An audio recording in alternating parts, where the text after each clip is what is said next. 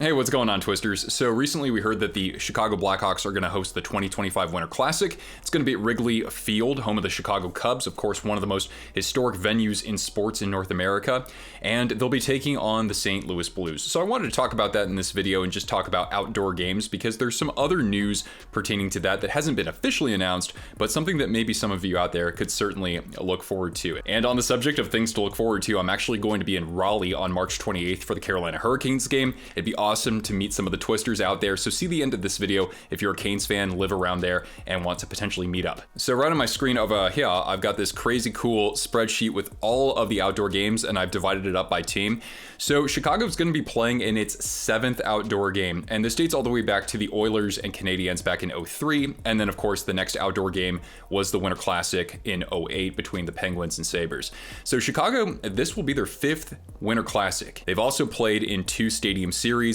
The Penguins have the most outdoor games in the Eastern Conference with 6, and then it trickles all the way down there. So you got a team going in here with its 7th outdoor game. You've got the Blues. They're going to be playing their 3rd outdoor game. They faced the Blackhawks in 2017, and they faced the Minnesota Wild back in 2022. So what do you see here, right? There are a couple of voids as we get down to the bottom, because here now we're going on really about 17 years. I'll kind of throw 2003 out of the way. But we're going on about 17 years of outdoor games, and we've yet to see a couple teams actually get one. Not that they have to host one, but the NHL hasn't taken advantage of the opportunity for a team like the Florida Panthers, who could very much make a deep playoff run again this year. Shouldn't they have the opportunity to play in an outdoor game, even if that's not in Florida? Arizona, well, they could at least play somewhere that has a very big popular sports market, right? But for the Blue Jackets, it has been reported from the Hockey News that they will actually host a 2025 Stadium Series game. So that's something I'll get into in just a bit here, but let's take a look at this, right? Tampa Bay, they have some Stanley Cups, right? They've been part of one outdoor game. They can't really host one in Florida. That would be probably a nightmare, at least not in that part of the state. But you would think that they would possibly get into another game. Carolina, they hosted the Stadium Series last year. That was a big success. This is another team that's very much in the conversation for competing for a Stanley Cup. The Dallas Stars are part of that conversation as well. They've hosted one outdoor game, the 2020 Winter Classic at the Cotton Bowl, which was massive. I think that was like 85,000 attendees, give or take. And then you have a couple other teams like Anaheim, San Jose, Seattle, teams that aren't competing for a Stanley Cup right now. Vancouver has hosted one game, and that's kind of its own separate matter because the Winter Classic is held in the United States. But you would think that a team like Vancouver might come over and compete with a team that represents a big sports market in the US. But yeah, just to see some of these really good teams or teams that are still in that Stanley Cup window, give or take, they're being left out in favor of the Blackhawks, who, let's look at it, next year they probably won't be making the playoffs. I mean, other than Connor Bedard, right? Can you name one other star level player on that team next year? Sure, they've got some good prospects, some good young talent, but the thing is that those guys aren't necessarily going to be at that level this next season, right? Now the Blues, they could certainly be a playoff team this year, maybe next year, right?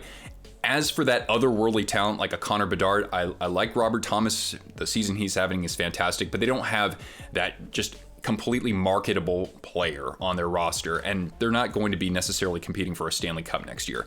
So that's why I think this is kind of a missed opportunity. I mean, heck, even Vegas, I wonder if there would be a potential site where they could host that, or some sort of mass scale game, maybe at, what was that called? Allegiant Stadium, where the Raiders play.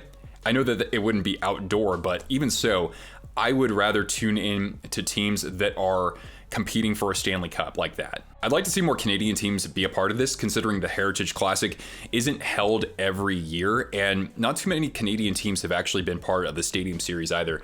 But one thing I want to bring up here was that this Winter Classic that happened just a month ago in Seattle between the defending champion Golden Knights and the Kraken, who were immensely successful this past season, that actually had a lower audience than Connor Bedard's season debut. It was the first time in the history of the Winter Classic, dating back to 2008, that the Winter Classic wasn't the most watched game of the season. So I can totally understand that the NHL wants to capitalize with Connor Bedard. And I know this isn't representative of all the fans out there, but some of the most passionate fans are going to be the most vocal fans online. And you have probably a lot of fans who are going to be turned off of this game for one reason or another, right? You got to look at the Chicago Blackhawks, of course, getting Connor Bedard in the draft when they didn't have the worst record in the NHL last year. You can have your own thoughts about that. I'm just saying that's the facts, right? And right now they have the worst record in the NHL right now. So they could potentially win the draft lottery again this year and get Macklin Celebrini. They get awarded for another Winter Classic when this team isn't anywhere near a 500 record. And then, of course, you can certainly backtrack to the Blackhawks back in 2010. I'm not going to get into that. So I can understand that there's some frustration there. And what's really weird here is that the NHL hasn't even announced the Winter Classic on its page on X or the PR page. They said, oh yeah, just tune into TNT for an announcement about the Winter Classic. They just put up a little teaser. And there hasn't been anything after that. It's like the NHL isn't even enthusiastic that the Hawks get another game. You know, it's very odd. I mean, the NHL, then again, they just do an absolute shitty job at marketing. You know, here we are on X talking about how hits are tallied and that they audit after every game just to make sure the hits are legitimate. That's the kind of stuff that they post on there, but they can't get people excited about what should be the most viewed game of the regular season. But one thing that does excite me for this game is the uniform matchup or the jersey matchup. These two teams met in 2017, and even though the Hawks look for that was kind of plain, it looked really well as a compliment to what the Blues did with their kind of 1967 throwback. That's my favorite jersey, just downright, since probably the Quebec Nordiques. And the Blues, of course, wore a cream colored version of that for the Winter Classic in 2022, which looked spectacular. So I just want to throw in a couple of jersey concepts that I pulled from the internet here. So we've got this Winter Classic concept with the kind of cream white and kind of a combination of the 2019 Winter Classic and kind of what the Blackhawks wear now in terms of how the striping is laid out for the most part. I like this quite a bit. I mean, there's kind of a good blend of eras there. And then you've got this full uniform here, very 2019 heavy. Not that much red in this one, so I don't know if it's going to pop that well on a broadcast, but 2019 was still a good look for them. And then look at the Blues as the road team here. I love this off-white here. It's not even super cream white. It's almost kind of like an old school, like leathery white. I don't even know how to describe that. But of course, they've got a recolored version of the trumpet logo that appeared on the shoulders. That looks excellent. I love the striping on this. I think it's just downright perfect. With a sweater collar, of course, that would look fantastic. Nice job, Alexandra May Concepts. And then we've got this city flag one. I don't know if this would be pulled off at Wrigley Field, but I mean, if they could do an off-white version of it, I love the fleur-de-lis on the shoulders, the little staff inside the collar. You got the Arch logo. Of course, a lot of people want to see that jersey come back, and the wavy stripes are what the actual flag of St. Louis looks like, just kind of recolored there. So anyway, that's the Winter Classic. You can let me know what you guys think about that in the comments, or perhaps pitch your favorite Winter Classic matchup that has yet to actually take place on the ice. Who would host it? And maybe what would the jerseys look like?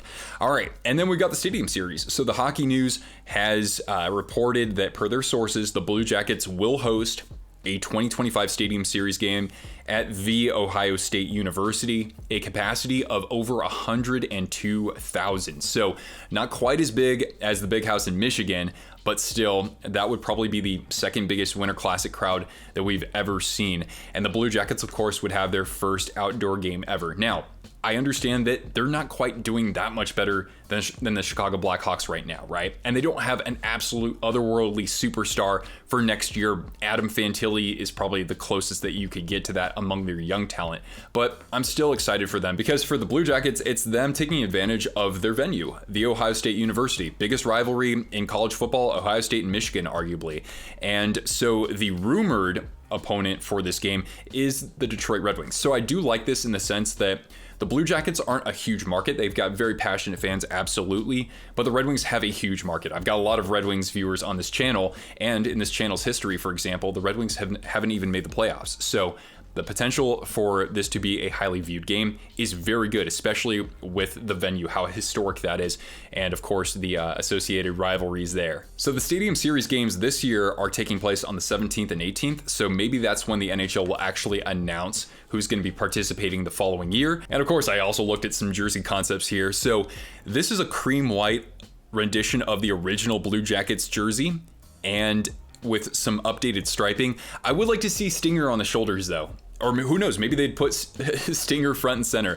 But with Columbus being the home team, I don't know if they would necessarily wear white. Although I gotta say, I don't mind it at all, especially since we have still yet to see a cream color version of the cannon. What I absolutely love about this concept here is the captain's letter and the sleeves, right? The state of Ohio is outlining the numbers, and that's what the Cleveland Barons did when they were in the NHL for just 2 seasons. So I love that. Everything else is just about perfect, right? As for the Red Wings, I mean, there are only so many looks you can give them, but what they've done before in the Winter Classic, the Centennial Classic, even in the Stadium Series, I thought that was still pretty good for Detroit, very true to the brand.